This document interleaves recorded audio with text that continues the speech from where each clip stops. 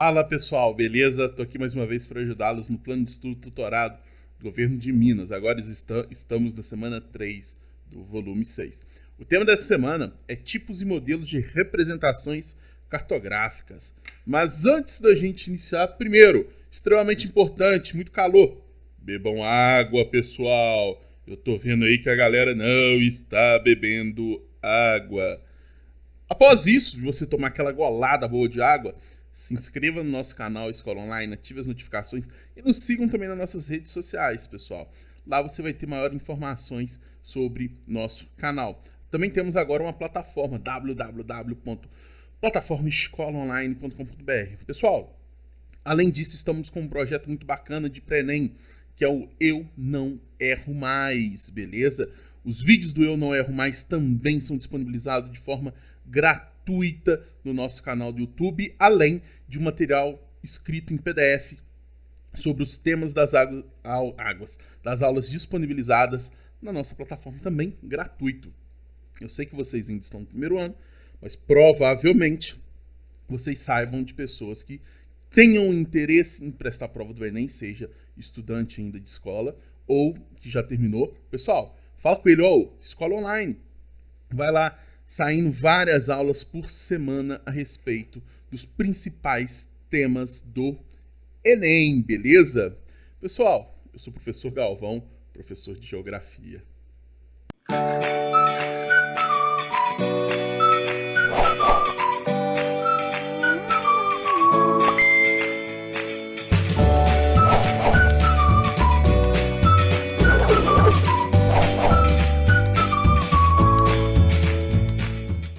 Pessoal, para iniciar, é interessante a gente entender.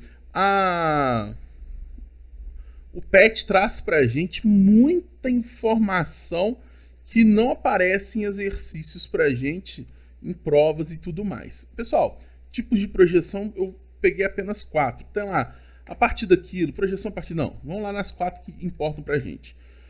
Primeiro, projeções equidistantes, pessoal. Pessoal, as projeções equidistantes têm como característica todos os paralelos e todos os meridianos estarem a uma mesma distância. Por exemplo, esse meridiano está na mesma direção, mesma distância que esse meridiano no mapa, e esse daqui. E os paralelos, mesma coisa. Não necessariamente precisa ser formando a interseção entre paralelos e meridianos quadrados igual essa daqui. Não, pode ser retângulos, mas sempre essas interseções formam a mesma forma geométrica. Pessoal, as projeções equidistantes, elas têm como característica ter um foco muito bacana, ter uma assiduidade, ou seja, ter uma compreensão muito boa no meio, no centro da projeção, aí no caso na África, pedaço da Europa, e as extremidades, tanto de latitude quanto de longitude, são extremamente distorcidas. Observe aqui, por exemplo, o tamanho que está o estado do Alasca. O estado aqui do Alasca, que deve ser tipo isso daqui para cá, está quase do tamanho do Canadá, né? Então, pessoal, ela distorce as bordas e o centro fica ok, beleza? Pessoal, projeções conformes são aquelas que mantêm a forma perfeita, a forma como é, porém, as áreas são distorcidas. A gente pode dizer que ela mantém os ângulos, pessoal, e ela é ótima para navegação. Observem aqui que a forma do Alasca aqui e aqui são diferentes. A forma correta é essa. A questão é, aqui, por exemplo, o Alasca, a Groenlândia, neste local, ela está muito maior do que ela na realidade, apesar desse seu formato correto dela.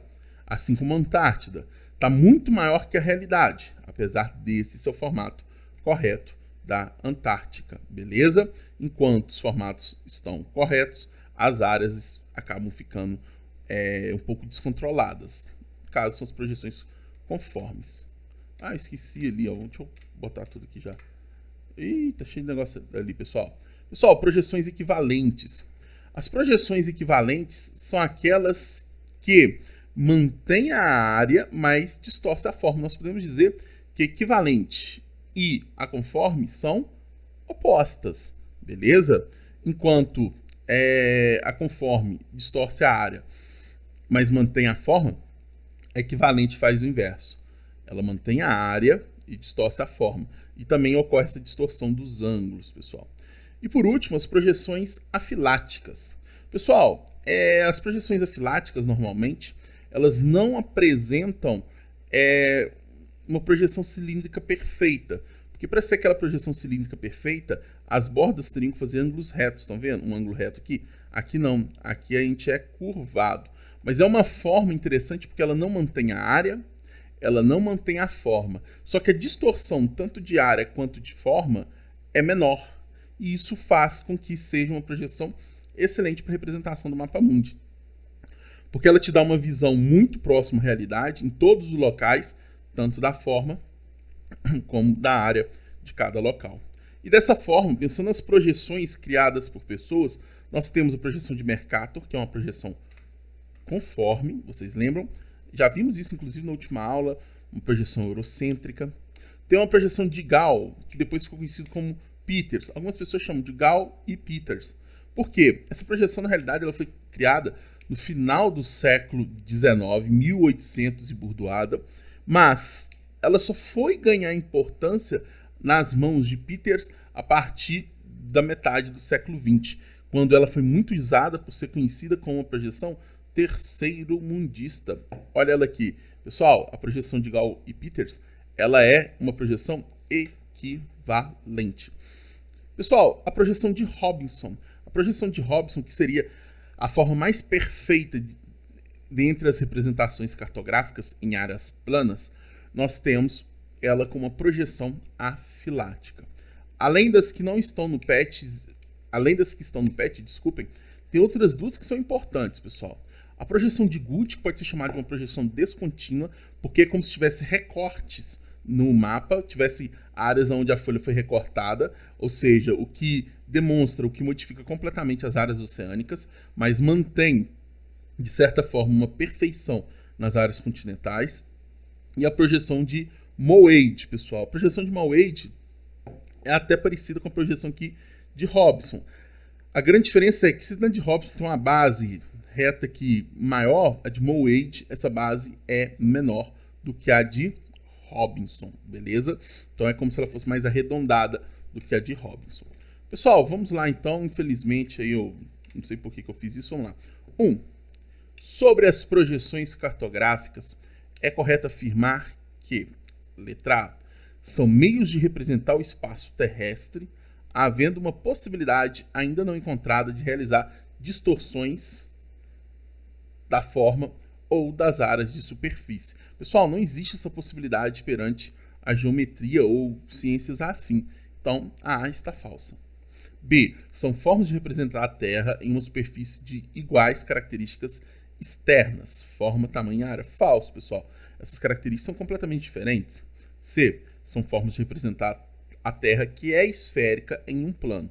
Por conta disso, sempre haverá distorções. Pessoal, a resposta é a letra C. Porém, tem um erro nessa letra C. A Terra ela não é esférica. O formato da Terra é irregular.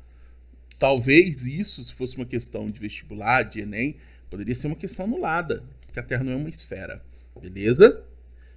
Mas, de qualquer forma, a resposta é a letra C. Vamos ver a letra D. Dividem-se apenas em projeções planas e projeções polares. Falso, pessoal. Nós também temos as cônicas. 2. O problema básico das projeções cartográficas é a representação de uma superfície curva em um plano. Pode-se dizer que todas as representações de superfícies curvas em um plano envolvem extensões ou contrações. São as distorções, né, pessoal?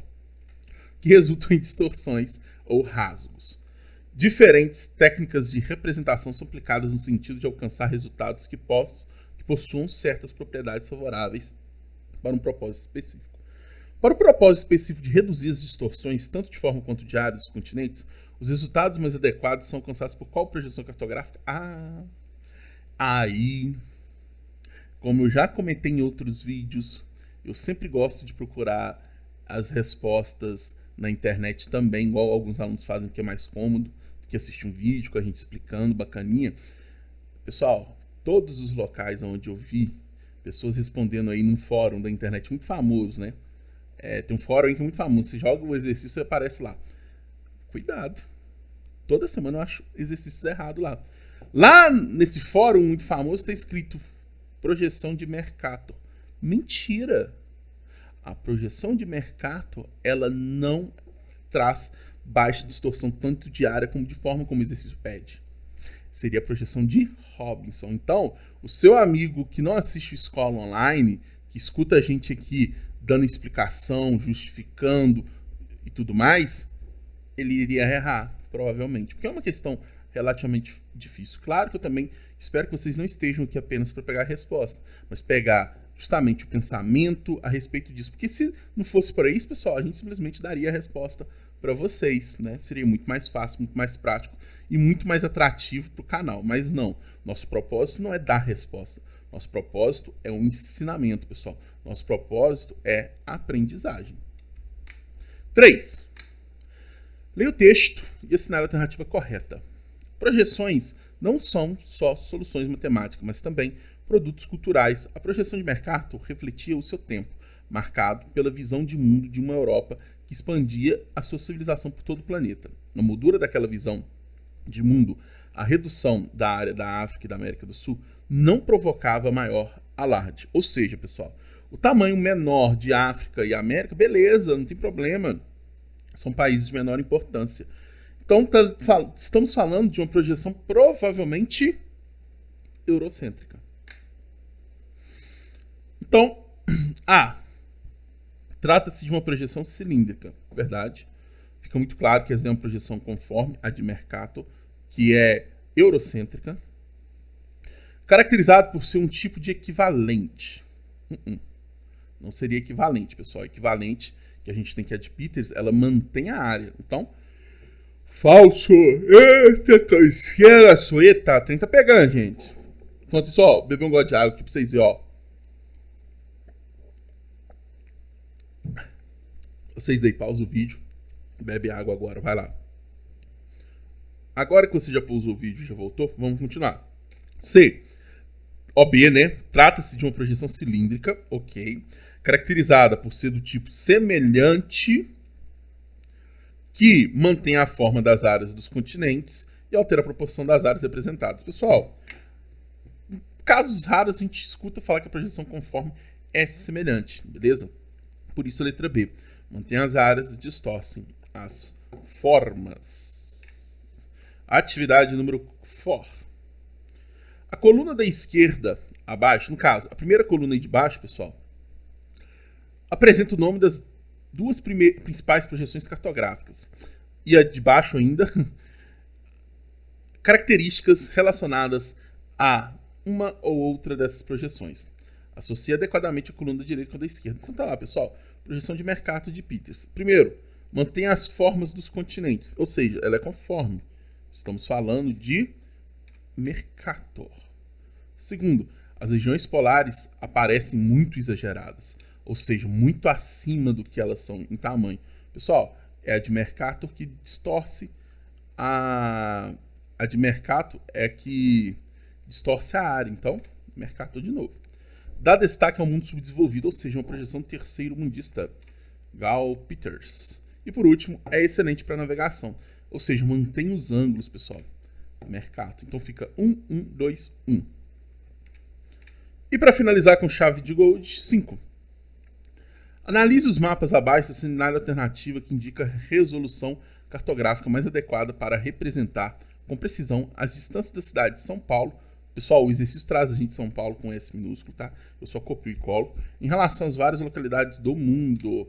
Exercício chato é esse, pessoal. Exercício aprofundado, beleza? Aí está as projeções. Pessoal, vamos lá. A.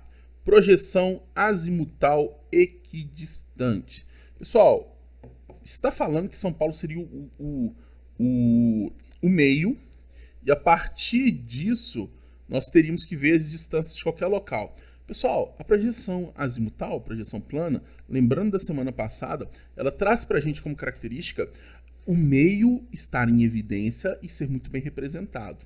E qual que é as características mesmo de uma projeção equidistante? Olha só aqui para a gente, pessoal. As projeções equidistantes, elas têm como características manter a distância da projeção dos paralelos e dos meridianos. Por isso, nós podemos dizer que a letra A está correta.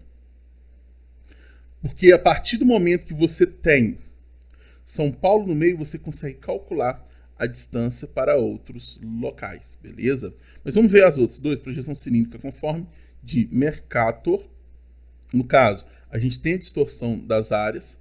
C, projeção equivalente interrompida de Good. Pessoal, as descontinuidades impedem você de fazer isso, estão vendo? Essa daqui é a de Good. D, projeção equivalente com base Moe-Wade. Pessoal, a de Moe-Wade, na realidade, ela não tem esse formato assim, tão específico. Ela é muito mais voltada igual a de Robinson. E a última, projeção cilíndrica de Peters. Pessoal, apesar de manter a área, o formato está errado, também possibilitando a esse cálculo. Por isso, resposta letra A. Pessoal, outra coisa, passamos aí agora para um período eleitoral. Espero que a cidade de vocês tenham feito a escolha correta. Vocês aí, 15, 16 anos, mesmo que não tenham votado, pessoal, já podem exercer esse direito. Espero que tenham exercido. E eu passo como professor aqui agora uma mensagem para vocês. Não importa o resultado, claro que importa, né? Mas espero que vocês saibam ser cidadãos. O que é saber ser cidadãos? Saber ser crítico. Se você é oposição do prefeito que acabou de ganhar na sua cidade, você não tem que querer matá-lo. Você não tem que querer tirá-lo do poder. Você precisa ser uma oposição inteligente. Saber admitir o momento de acerto e saber perceber o erro sem ser cego. Por exemplo, eu conheço casos de locais onde um plano diretor, que é algo essencial para o crescimento de uma cidade, que era bom, não foi aceito na Câmara dos Vereadores porque era da oposição, a oposição votou contra, ou seja, um grande prejuízo. Agora, e se você, vamos dizer assim, o seu pensamento político foi o vencedor, pessoal, sejam críticos. Saibam observar os erros. Porque eu fico extremamente chateado em época de eleição, principalmente municipal, de ver que as pessoas não levam isso a sério. As pessoas já têm um viés ideológico formado. Normalmente, se for cidades pequenas, você já tem o seu partido formado e você não sabe sequer uma proposta do seu candidato. E você seria capaz de brigar com outra pessoa por conta disso. Pessoal, isso não é política. Não é assim que nós devemos escolher nossos candidatos, pessoal. Você deve escolher seu candidato pela índole, pelas propostas, pela ficha dele, pela carreira, vamos dizer assim, não precisa ser uma carreira política, mas pelo trajetório dele. Porque se o cara já errou várias vezes, várias vezes, pessoal, a chance dele errar de novo é grande. Claro que nós aprendemos com o erro, mas repetir o erro, eu não vou falar que é burrice, mas é falta de atenção. Então, pessoal, sejamos críticos em relação à política. Vai por mim. Venda de voto e coisas do tipo, corrupção, são os grandes responsáveis pelo atraso. Às vezes, se você ganhar agora R$100 e puder comprar, sei lá, inteirar para comprar um celular ou algo do tipo, nossa, aquele candidato vou votar nele porque me deu um celular novo. Pode ser exatamente o grande motivador de você não conseguir alguns serviços básicos, como saúde e educação de qualidade. Por quê? Porque aquele candidato, se ele pagou para comprar o seu voto, é porque ele vai querer reter esse dinheiro de outra forma. E vai ser provavelmente na corrupção.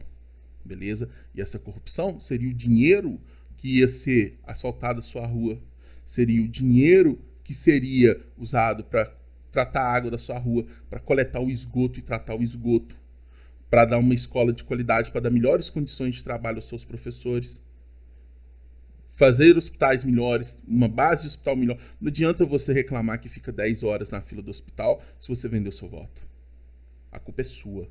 Então, pessoal, por favor, sejam críticos. Meu papel como professor não sei se chegaria a vocês por eu não ser o professor dentro de sala de aula, mas eu aproveito esse espaço para fazer isso.